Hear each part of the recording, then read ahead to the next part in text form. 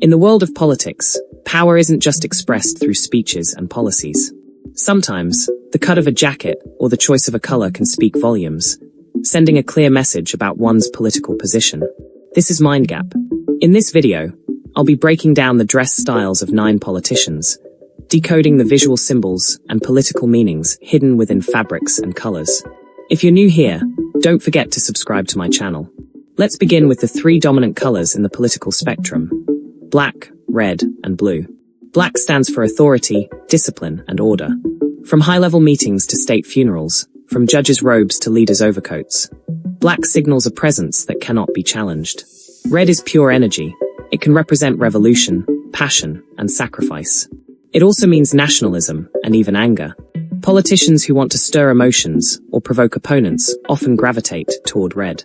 Blue, on the other hand, speaks to stability and reason. It's the color of trust, responsibility, and structure, beloved by institutionalists. When a politician wears blue, the message is, "You can rely on me." Now that we understand what these 3 colors represent, let's look at how they apply to politicians' attire. The first one is the most recognizable politician in the world, Donald Trump.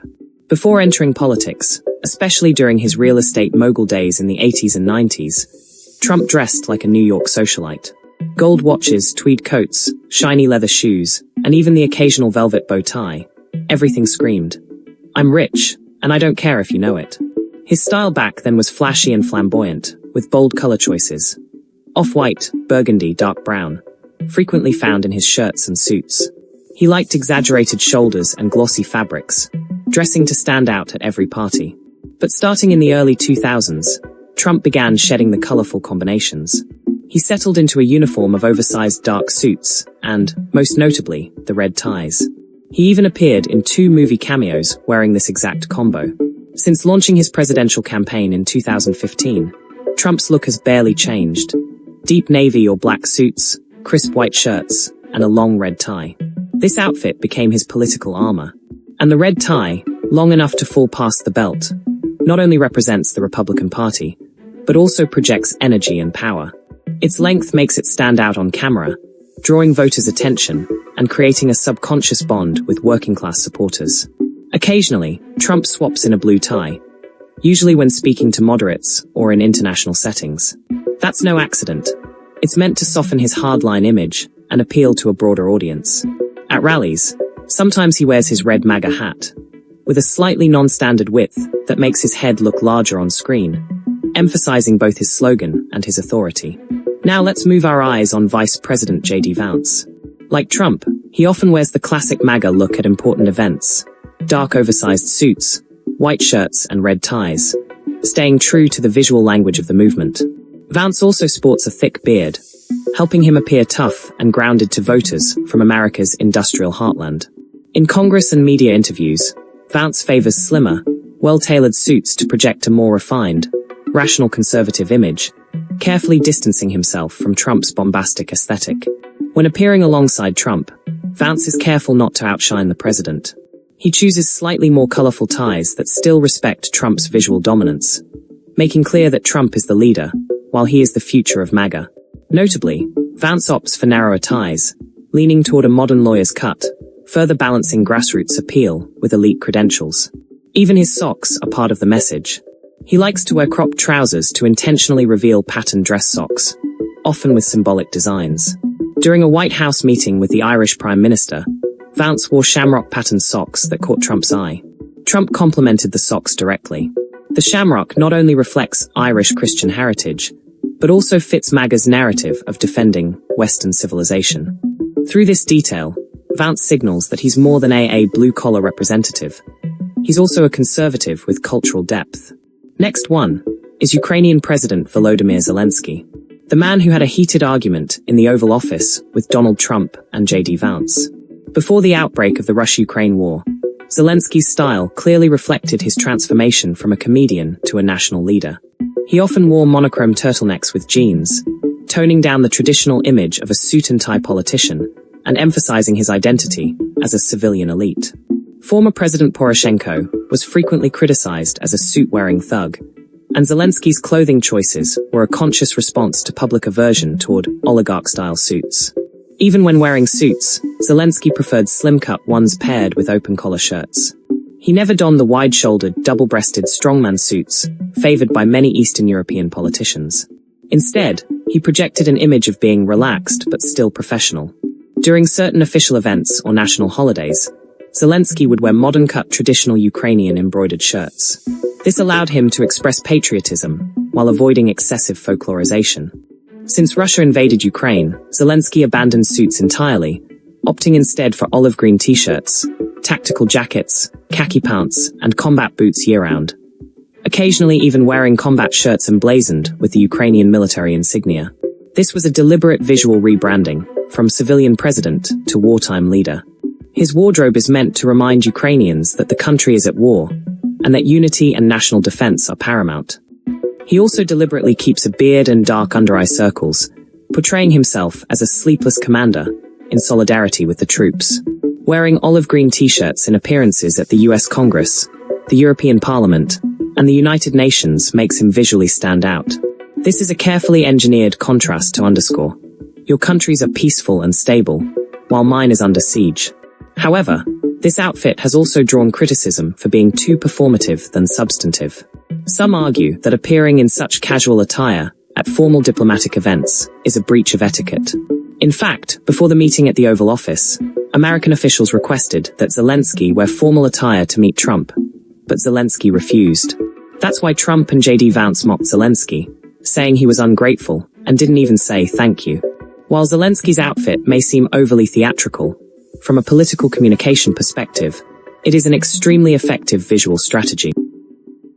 Since we're talking about Europe, I have to mention the most boastful politician in the region, French President Emmanuel Macron. Macron's fashion style is textbook academic elite. His suits are typically dark blue or black, slim-cut, and rarely off-mark. Whenever he appears in public, Macron looks like he just stepped out of a high-end tailoring boutique, projecting the image of a top student in politics. This style sends a very clear message: young, intelligent, composed, and with a dash of that French romantic rationality.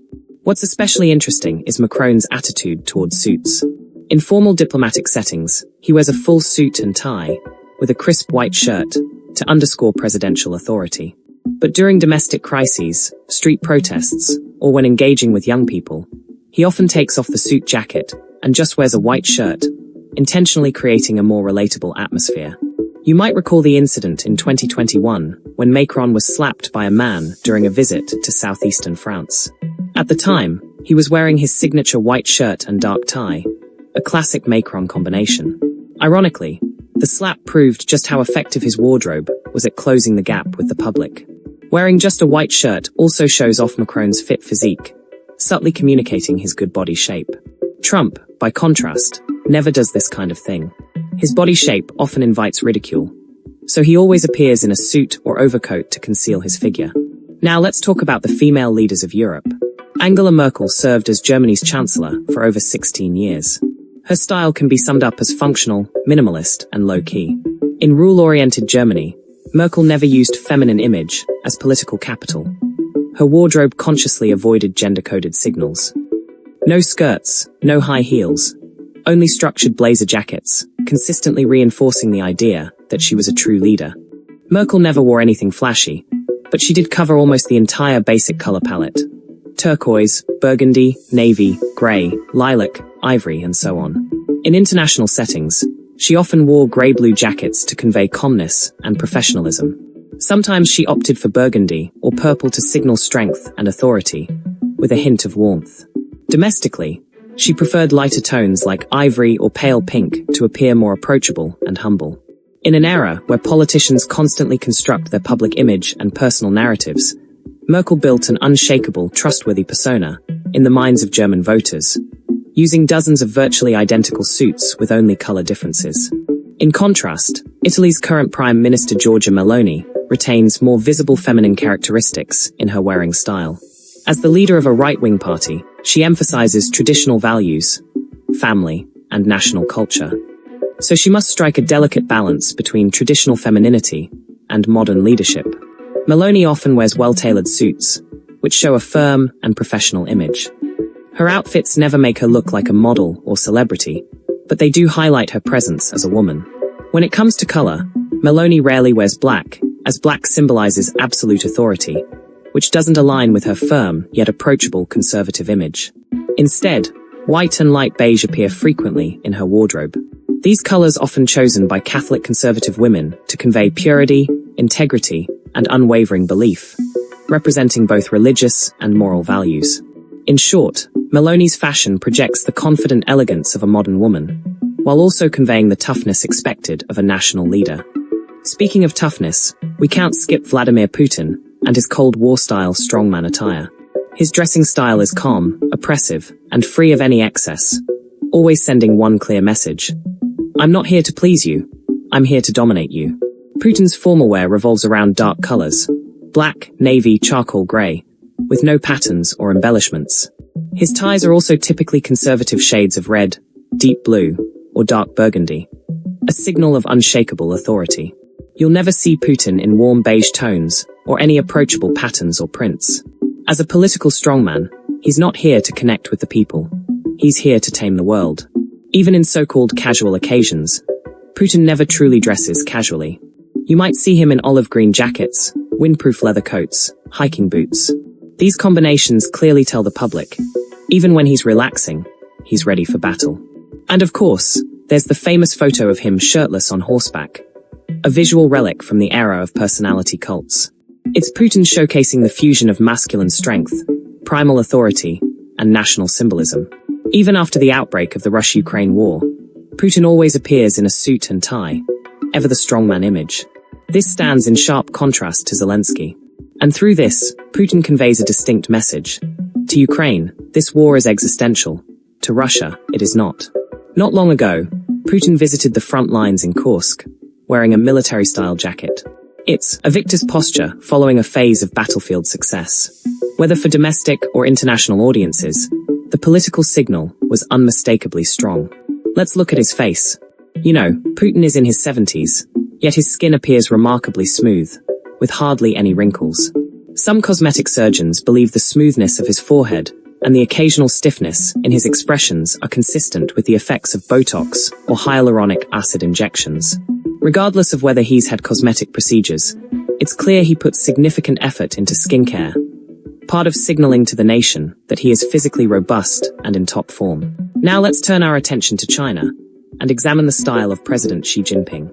Xi's wardrobe represents a blend of national symbolism and personal restraint, what might be called political moderation aesthetics. He avoids the personality cult style of dressing, and unlike Western leaders, doesn't emphasize individuality or charisma. His style centers on steadiness and uniformity, communicating a fusion of traditional Chinese aesthetics and collectivist values. At major events such as National Day parades and diplomatic ceremonies, Xi often wears a dark-colored Mao suit. Mao's suit was first popularized by Sun Yat-sen, the revolutionary leader who helped Chinese overthrow the Qing dynasty.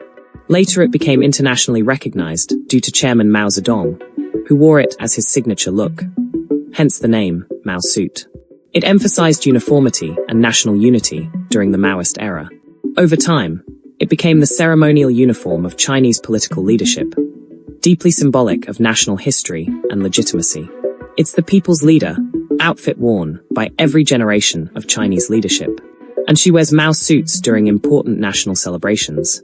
During international visits or routine official functions, she typically wears suits in dark navy, charcoal, or black.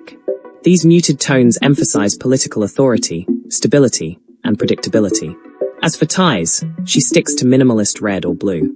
In traditional Chinese culture, red represents good fortune and revolution. In New Year's speech, she often wears red ties to project national unity.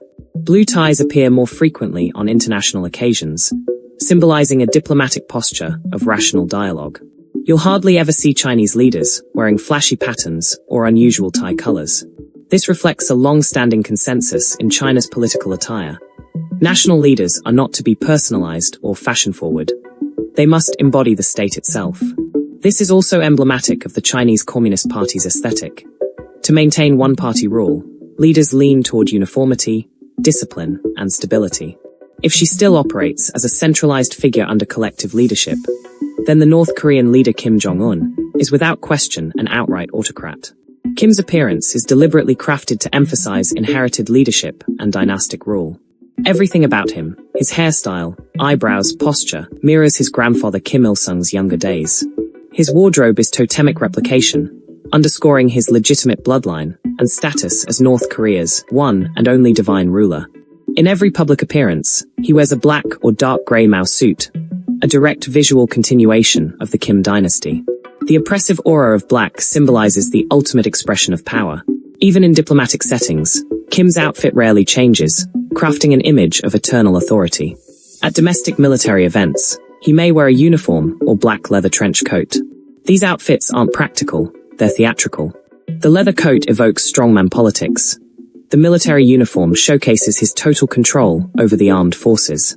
At times, he dons sunglasses and stands rigidly, deliberately invoking the image of a powerful male out of a film. His fashion isn't meant to please, it's designed to inspire fear and be remembered. In short, Kim Jong-un's clothing isn't just presentation, it's a tool of visual dominance. So that wraps up the introduction to the 9 politicians and their dress styles. Their attire all carries political meaning, often at the expense of individuality, comfort, or aesthetics. But if you ask me who's the best dressed politician, my answer is Barack Obama. That guy took dressing to a whole different level. That's all for today. If you enjoyed this video, don't forget to subscribe and leave your comment. This is MindGap. See you in the next video.